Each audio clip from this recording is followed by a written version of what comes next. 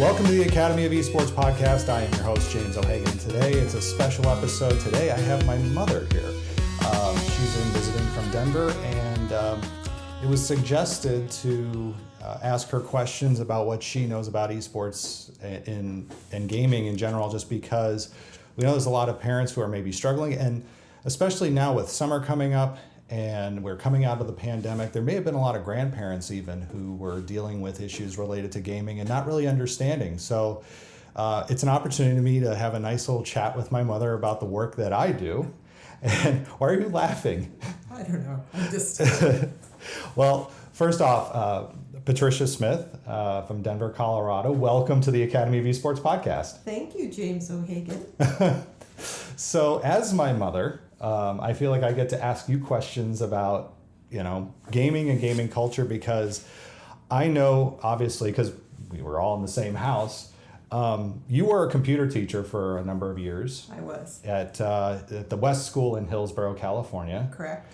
And I remember there being, like, what was like teaching computers like for you back then? Oh my gosh. Now, what years are we talking about? Like late 80s, early 90s?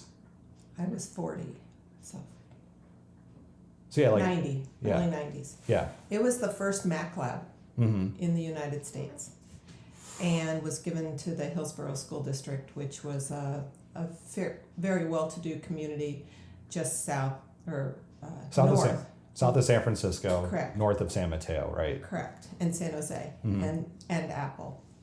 And I remember a lot of parents wanting us to teach their children how to program computers. And I literally had never taught computers, didn't know much about them. Our first computer experience was with a IBM computer, I believe. And your dad got one. He really wanted to get the chess set? No, Encyclopedia Britannicas. Oh, that's right. A complete set of Encyclopedia Britannicas, and I wanted the computer. Oh. So I won. And that was our first experience with a computer. And I remember him giving me the DOS manual and saying, you can't use the computer until you read all of this, which I did. So I can still program in DOS if anybody needs to, but it didn't help me with operating it at all. I know. And I remember my first back to school night, standing up in front of all of these very high achieving, high profile parents at West School, and them saying, I'm going to teach your children to read and write and use computers. I am not going to teach them programming per se. Just like I like to get in the car and drive, I don't care what's under the engine and how it got there. I just want to put my key in the ignition. Right. So that was my first experience. Actually, I had 2 E's and 2 C's prior to that. What do you mean? Apple had a whole line of computers. Oh, you mean the Apple IIe and the Apple IIc. Gotcha. Correct. Yeah. That was our first. And then we had that big earthquake, and all the monitors fell on the ground and crashed and smashed. Oh. That was good. Nothing was locked We're talking down. about the 1989 Loma Prieta quake in San Francisco, the World Series quake, for those of you who were alive back then and may remember. I was at the game. Go on. You were at the game. Yes, with Grandma. And no, that was quite an adventure. But the Mac Lab came in, and I remember the teacher, Janice Richardson at South School. We decided that we were going to send e-messages to each other. Yes. So I would call her on the phone, tell her I'm sending an e-message, and then she would do some little quick programming and turn the computer specifically to get the e-message. And I remember our first time, it took about 30 minutes to get a "Hi, how are you?" message sent across. And all I thought of is, this is crazy, why are we doing this? So this will never fly. And now look at us. Yeah. Well, and I remember there's 2 games that I really remember from your lab. One was SimCity. That was a great game. Yeah. Well, and it wasn't just a great game, but I mean, there's so much to it about just understanding taxing. I mean, residential taxing, commerce taxing, industry taxing, and how those things impacted each other, how pollution, would make people want to live close to a certain area versus another.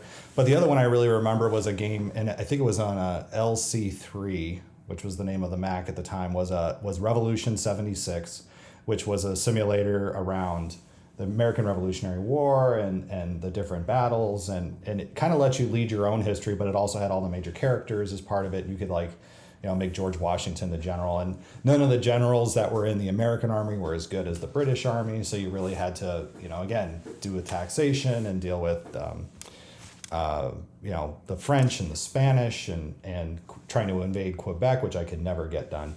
But let me ask you this, because while you were an educator who was involved with teaching with computers, and we did have a computer in the house, I remember early in the 80s, and this might just been more out of finance or anything, but we didn't even have like an Atari 2600. We didn't get a Nintendo system. We didn't get the Sega system.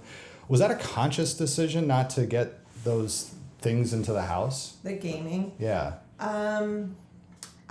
I would probably say yes, because gaming to me was, as a parent, I really didn't.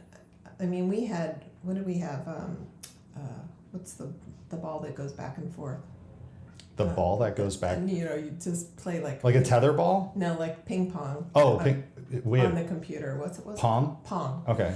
I thought it was all on a Pong level. And I'm like, oh my God, my kids are going to be sitting on the couch. And I mean, those are the days too when everything was on the TV in the living room or in the family room. And that was basically for a whole community of family and not just for number one son and his friends. Well, and that's a friend of mine, Kevin Fair, who I interviewed a few weeks ago, did mention that we forget that, because TVs, you and I just went to Costco today and you could buy a huge TV for $700, $500. Oh my gosh, yeah. But back then, every family had one TV, and you had to, right. And it was very few people had even VCRs, because I remember us renting a VCR so we could watch movies at Kroger, not at Kroger, but rent them from Kroger and watch the movie at home. But yeah, it's something that a lot of people I think forget so easily, is that those decisions weren't just about you and your friends. It was about the whole family, if you will. Right. And when we were in San Mateo and you were living with my parents as well, I just, if you were going to take my dad's TV away from him so he couldn't watch Bonanza, there might be a problem. Right. Well, but now, of course, things are a little different. Obviously, like I said, TVs are much less expensive. You have a grandson, my nephew Ronan, obviously my 3 children as well. And gaming seems to be a big part of their lives. What is it? Just the access to the game, or the quality of the games, or are you okay with the gaming? Yeah, with gaming. One of the issues is maybe it's the name. Because gaming in itself, the name implies that you're just having fun. Why would we allow our kids to sit on something and just have fun? They got to learn something. It's got to be productive. Right. And I just don't see. I mean, that's an issue. But the thing I find really fascinating is the difference in my grandchildren. So I have, my youngest is currently 3 and my oldest is 17, and they're just as able to get on a pad and sit there and load a game. And even Ronan at 3 years old, he's sitting there, he's on the game, he's picking his game, he's making choices during the game. So I think what my biggest worry is that it's very easy to get lost gaming. A lot of time can pass. So in a certain respect, I would encourage a certain amount of time limitation.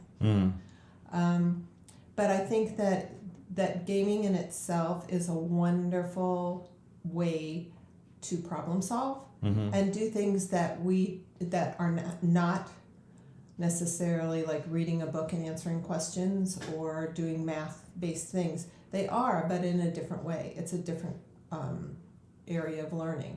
See, I always found those educational games, the ones that people said like, oh, here's Math Blaster, right? That was a good example of a game that was very popular in the 80s and 90s. But it was like, it didn't draw you in. It was like something you had to do, but it wasn't fun per se, as opposed to... Well, it was more fun than a flashcard. Well, that's absolutely true. But it was the same, kind of the same process with a little bit of gameplay in it. But you're absolutely right. I mean, gosh, yeah, we had flashcards back then. And I remember the record albums for the times table that we had to bring home. And of course, we didn't even have a record player at the house. We had the 8-track. So we had to go down to Francis and Johnny's to record the times table records. But boy, and that was copyright protection gone amok. Okay, then, thinking back on it. But, you know, even when I was a kid, too, there was a lot of negativity around gaming. I mean, it was something that people said was a waste of time. It was something that people... did you really feel, looking at it, because you said, you know, Pong, you didn't really want to, you know, feel like your family just sitting there, you know, being monopolized by Pong in a way. Did you see it as kind of that way as well, too, as something that was maybe more of a negative than something that was fun? No, I saw it as fun, but a different kind of fun, just like Mario Brothers. It's fun, but you're sitting there, or Pac-Man. Those were the ones that were probably when you and your friends were out playing, and then they gradually got more sophisticated. But those were the ones that I would say, you know, what are they learning from this? What's the value of this? Not to say that everything needs to have value. I mean, one of the nice things about it is you just got to chill out. And I mean, what's the difference of sitting there watching All in the Family or playing Pac-Man? They're both, you know, they're just chill out time. And that's important for kids as well as for adults. I find that the games now are so much more sophisticated and challenging and problem solving, and you know, and the other thing I like is that anybody can do it. I mean, the parents had said, you should go out and join a sport. You should be in a sport. And if you were like you with your football, or Molly with her... And I hated football. Oh, well, yes. Or the band. I mean... I liked band. I know. But even Molly with her swimming, it's like there was not a whole lot of time to game. But you were both athletic. So that's to your advantage. But there are kids that are not athletic. Or... after having lived in New York City for 20 years, after you guys went to college and I moved to New York City, and I looked at the high school kids when your brother was going through high school, and there was no opportunity for sports because you just didn't have it. You had basketball. That was pretty much it. Maybe soccer, but those fields were few and far between. Just logistically, you didn't have games or sports. So what do? You come home and you hang out on your computer and you do computer things. And how that has changed now, to me, is really fascinating, that you can, first of all, play from kids all over the world, all over the country. You can be handicapped if you're a kid with special needs. Or lots of the kids at Connor School with special needs. Autistic children. Yeah, they lots of times they can participate.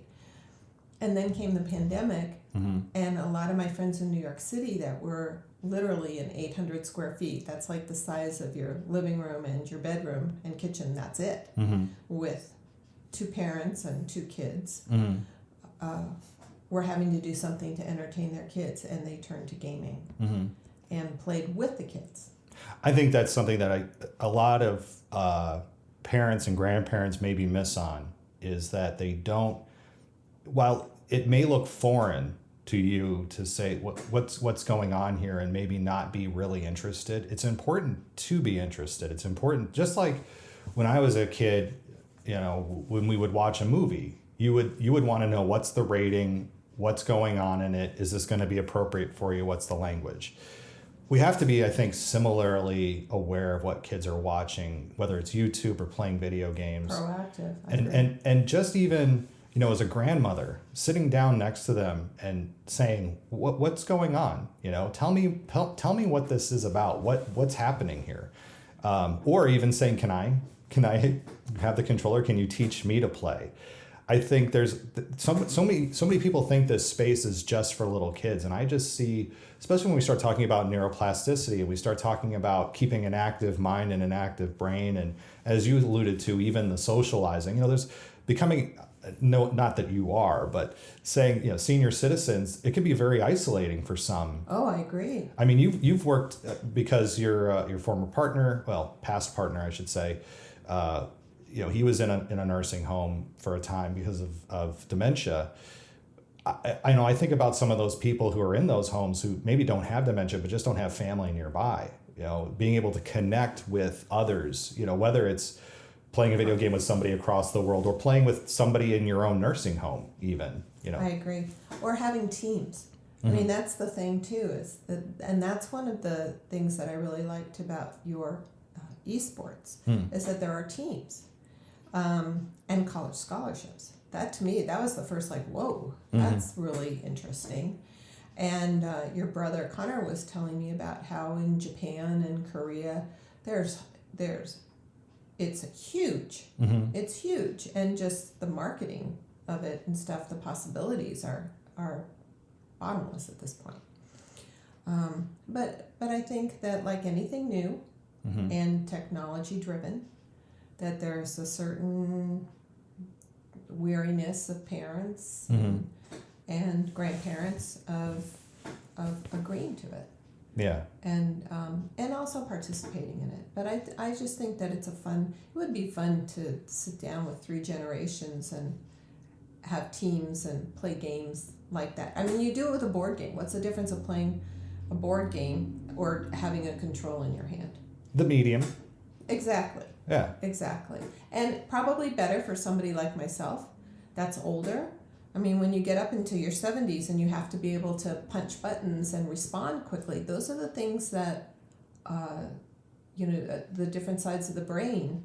And if we switch off the sides of learning of our brain, then it's to our advantage. Yeah. I even think, take somebody like Dad, for example, who, if you say, hey, let's play Monopoly. Well, he's grown up with Monopoly. He knows the rules. He knows the ins and outs. And I know a few months ago, the kids and I played Settlers of Catan with him. He'd never played it before. He was very frustrated early on in the game, because, again, it was learning the rules.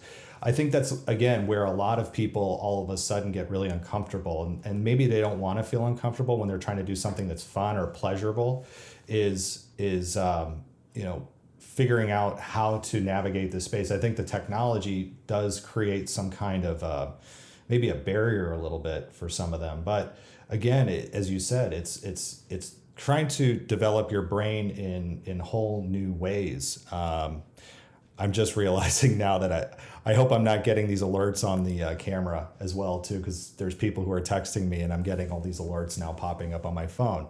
So that should be interesting. We'll see how this goes. Anyway. Yeah, as we're recording on my phone. So anyway, I think technology, the technology, I think, can for some people be very much just a big barrier. Very intimidating. Yeah. I mean, even just having that, when you hold a controller, and you have to figure out the buttons. I remember the last visit I had, Sean was sitting with me on the couch teaching me to play a game. And I was laughing because I was so bad at it. Oh, dead. Oh, my turn, dead. Oh, oh look, I jumped well. Yeah, just to figure that out. But once you do, it really is fun. Yeah. It's really fun. Yeah. And is there any, do you have any advice or anything for a grandparent? I mean, especially now that Ronan is 3 and he's kind of getting into that age where he's going to start, television shows, yes, get him, but he's a very active boy. I noticed that he does seem to enjoy some games right now. What are some of the things that you do with him as a 3-year-old, or as you said with Sean, who's now 12, and just having him kind of sit there and talk to you and teach you? What advice would you, I guess, give a grandparent or a parent who maybe is not really sure what to do here? Research it, just like you would if you were going to watch a movie with your child or your grandchild. You don't want to put a movie on and have all the words be so horrible that you're embarrassed and your grandchild thinks it's hysterical. Right. But I mean, and that's probably the main thing. But the one thing that I don't want to say upsets me, but I question is a lot of the games are violent, and people do, and they quote unquote die, and that to me is probably being closer to death at my age. It's like, let's not talk about that right now. You have a long time before you die, and I'm pushing up onto the pearly gates. So I think that's just something that is, the violence is a little bit upsetting to me. So I would like something that's not quite as violent. Well, and I know that violence does come up a lot as part of this conversation, because there are perceptions around, if you watch a violent movie, it makes you a violent person. Correct. But I mean, I grew up in the 80s and played violent games in the 90s and 2000s, and I'm not out there being a violent person. Hi, Isis. Sorry, the cat is now saying hello to us all. It's just like with movie choices, as you said, research, do what's comfortable for you and your family to be educated, to feel comfortable about it. Because because a game is violent, or just because a child says, I really want that game, and you're not comfortable with it, be the parent, as you said, or, sit down with them and have a conversation about what it means, especially if they, as they're getting into following the rating system and saying, hey, this game is for teenagers. Let's pick something that's a little bit more age appropriate. Yeah. And, I know that there's some kids who have siblings who maybe want to, who are older, who want to play older type games. But again, you just have to, even if having all these different TVs in the house, having all these different devices, it still comes back to, again, as you said, just at the beginning of this becomes like a big part of your family discussion as well, too, just like anything else.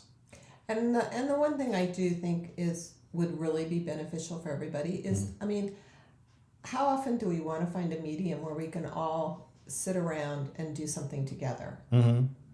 And I think that if it's gaming, that's an even better medium, because it's the kids' medium. So it's everybody's medium, though. I mean, it's mine too. But what I'm saying is it's their, but what I'm saying is it's their primary source of entertainment, maybe, or for a lot of the kids, but it wouldn't necessarily be mine. But on the other hand, if I say, oh, I want to see what you're doing, I want to take an interest in you, that's really important. It's important to the kids, it's important to the grandparents. Anytime we can have open, communication. And I like it so much better than a kid going in their room and shutting the door. That's true. And it's very easy to do that, especially with some of our devices that make it so easy to be portable. So I really like that, yes, if we're taking more interest in it, even if it makes us uncomfortable because we don't necessarily know what's going on, being a part of the conversation, inviting the conversation to take place in the family, and having it be, as you said, kind of like a family discussion rather than just go hide away. And the worst thing of all is telling kids this is a waste of time, because, as you said, this is where they're choosing to play. Imagine your parents telling you can't go to the playground, as you growing up. Oh, the playground with all of the games of death.